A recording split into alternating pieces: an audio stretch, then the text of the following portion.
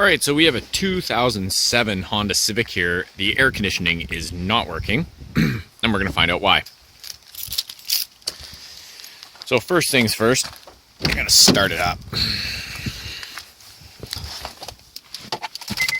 2007 Honda Civic EX. Okay, running, AC on. All the way to cold, max AC, blower all the way on, no AC. I already know there's no AC, so I'm not going to sit there and wait to see if it starts going.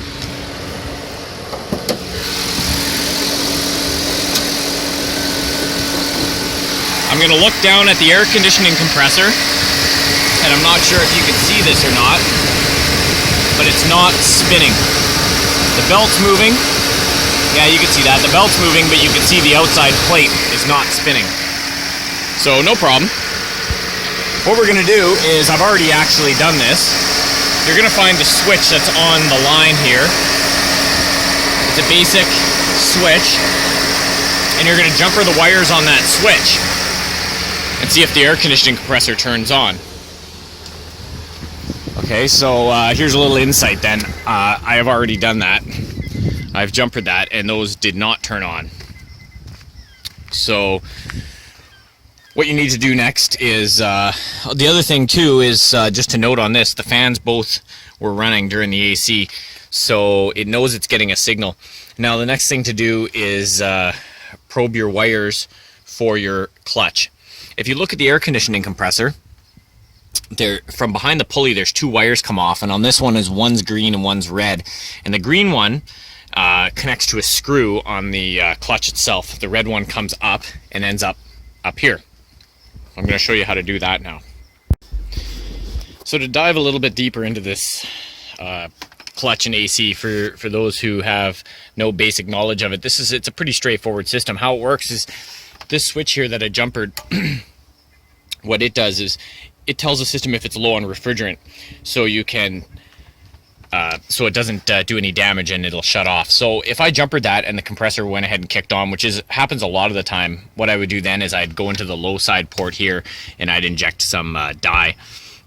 It's the fatter line, it's the low side port. I'd put some dye in it, I'd start the compressor, and I'd find where my leak was, because the refrigerant should never just need to be recharged. It went somewhere, it leaked out of something. So who knows, it could be a fitting here, it could be a bad line. A lot of times it's at these connections here, and sometimes it corrodes away underneath these strap downs. Sometimes the compressor's leaking. Who knows, it's coming from somewhere. So I'd put a dye in and I'd use a UV light and I'd find out where the leak was, fix the leak, charge the system, and the AC's back. This one was not that simple. So for some reason it's not coming on. It could still be an electrical problem though between the clutch. So it's possible that clutch coil's not getting ground, not getting power.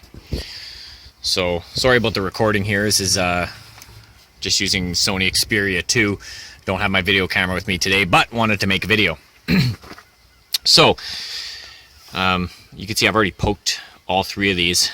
I wasn't back poking them, I just poked the wire. So find your cable coming up from your clutch, and I'm using a power probe, which is an awesome little tool. And basically it just looks like this. It's got a couple headlights on the front that come on when you plug it in. I've got it connected to the battery, has a nice long cable and extension cable. I'll just tell you what it'll do here for us today. When it sees 12 volts, it'll light up the plus and it'll tell us the voltage there. When it sees negative, it'll light up the negative, make a different tone, and tell you there's negative. So if I go anywhere on ground, that should have ground. Yeah, there you go. And if I go to anything that should have plus, it'll have plus. The other nice thing about this power probe as well is it has a rocker switch on it, so it's like a set of built-in test leads. So I can go to any connector. Let's just say this connector here. It's obviously an oxygen sensor, I don't want to do this, but if I wanted to put power to this, I could probe into this, and if I knew it was supposed to have 12 volts and didn't, I could put 12 volts on it by pressing the up button, and it tells you it's putting 12 volts, or backwards, it could do ground or negative. So that's really cool as well. So what I did is I went down to the green wire in the ground, I checked it, it had ground. With it running, I nailed it with the probe, the clutch still didn't turn on. So clearly there's not an issue and a break between this or corrosion between the screw that grounds it and the clutch coil itself. So what I do next is I followed the red wire up, and I found it to be this one here. I power probed that with the engine running, put 12 volts to that. It actually already had 12 volts on it, but I put 12 volts to it anyhow for fun. Clutch didn't come on. So it's now definitive that the clutch is defective. I didn't even check it for an ohm reading or anything, but if by putting power to it, it didn't turn on, the clutch is no good. Something in it is bad. Either it's not grabbing or there's a break in the coil. So what we're going to do on this car here is change the air conditioning clutch. And just for the record here, I did actually put gauges on the ports, and with it just sitting idle, it has plenty of refrigerant to turn on. Now I still don't know, it may still be undercharged. I won't know until the compressor itself's running, but the compressor should turn on and it should make cold air, and it's not. So that's what we're going to get to right now. Two things you need to do this job. You need your clutch rebuild kit. You need a set of feeler gauges. The clutch rebuild kit comes with shims and new snap rings and a new bolt. And you'll need a snap ring plier kit with some good, nice, long snap ring pliers. Okay, so the first thing we're going to do is note the belt routing. So we've got a diagram for that, just in case, because it can be a little tricky. And we're going to remove the main drive belt on the vehicle, and then we're going to go from there. The splash guard up, just fold it out of the way. Right now we're just gonna try to buzz this off with a little 1/4" impact and see if it goes. Not too sure yet if it's going to, but there it comes. So there goes the bolt. And you gotta watch when you take this off, because there's your spacers or your shims are in behind there. So we're gonna gently take it apart and not let the shims go all crazy. So right now, basically, you just grab the end plate, the part that wasn't spinning when the clutch was engaged, and we're gonna go ahead and just take that right off. All right, so we got the clutch apart here. You could tell that thing hasn't worked in a while. It's pretty rusty. So that just pops right off the end plate. And then we got the pulley in there. Now you can't see it, but in there is a snap ring. You'd be able to see it if you got up nice and close. I don't think I can. You can see it. You can see it in there? Oh, yeah. Oh, yeah. There's a snap at the top. Yeah, there's a snap ring in behind there. So what we're going to do is we're going to pull the snap ring out, and then that's where we're going to be at for taking that off. And then that'll just pull right off with a little persuasion. My butt crack showing? Or what? Your butt crack. Whoa, you guys, that camera turned on at the wrong time. Okay, so here's the, I've already showed you this, but this was on like that. This is the part that you will not see turning when the compressor is, or the compressor clutch is not engaging properly, okay? So this was the nut we rattled off. And then this was the shim. Now that goes in there. Now, the assortment of snap ring pliers I have are good, but not good enough to be able to get in there right now. So what we're doing is we undid the 4 bolts. So he's just getting the last one on the compressor. So we could turn the compressor down and over a bit. You may be able to do it without doing that. I'm not going to say you can't. It might be worth a try first, because the compressor bolts are a little rough to get at. There's 3 you can easily get from up here, and then 1 with a wrench at the bottom. Could have saved a lot of time here. It's too late to turn back now, but I could have saved a lot of time by taking this plastic cowling completely out. And that way you can go in front of that cross member with a ratchet and reach that bolt instead of a wrench. Saves you a ton of time.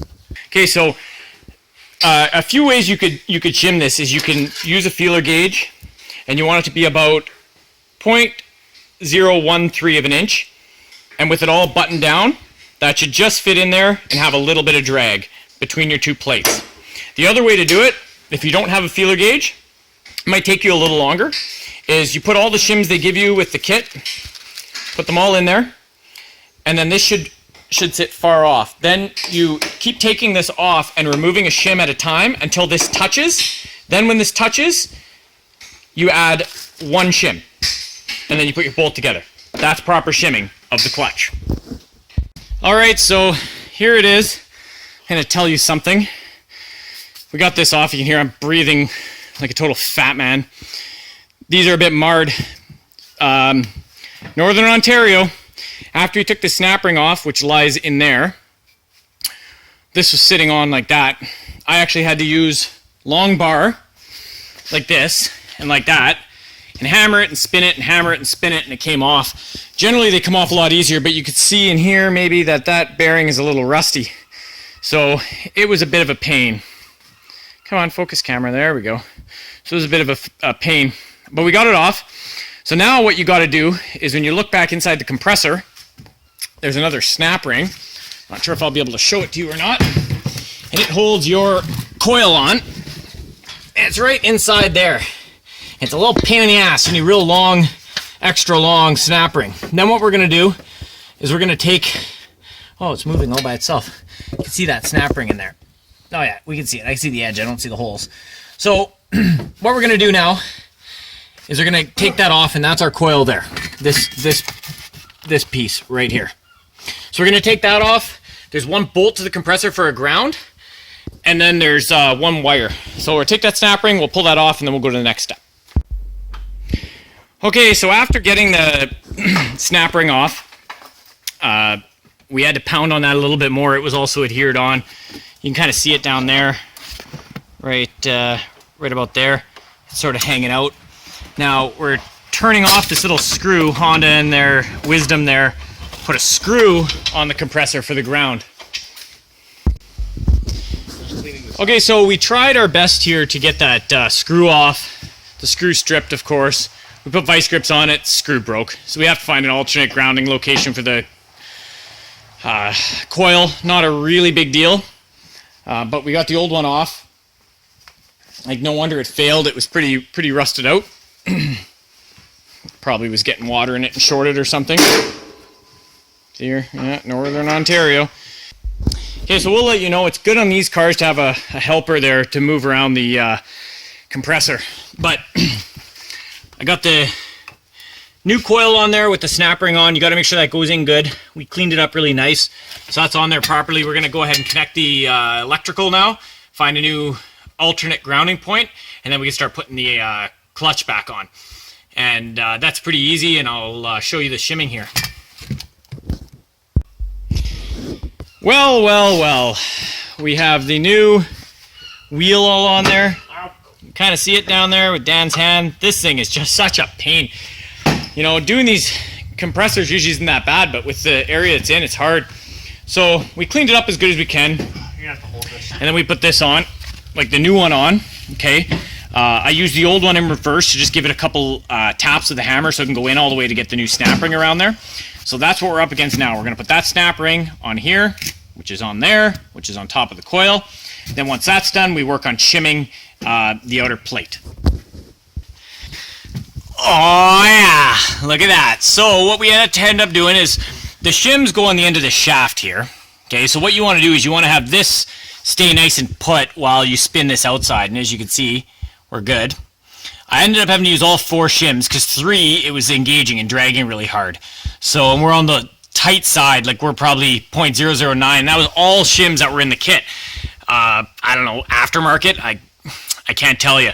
Everything was seated right though, all the clips went in, so I'm not concerned, and I went in and buzzed that nut back on the end with our 1/4-inch DeWalt Impact. So now it's basically bolt that compressor back up, which is the big pain in the ass. But before we do that, we're actually going to test this electro compressor with the power probe, and I'll show you how to do that. Alright, so to test your new clutch, have a friend turn it, and while he's doing that, hit up the middle wire on that with your probe, and it will lock the compressor. Up the plastic now, we got the 4 compressor mounting bolts back in. Everything works perfectly. There's the shiny new compressor, engages perfect and blows cold air. That is how you change a clutch. There's nothing else wrong with this car, and the AC works perfect now.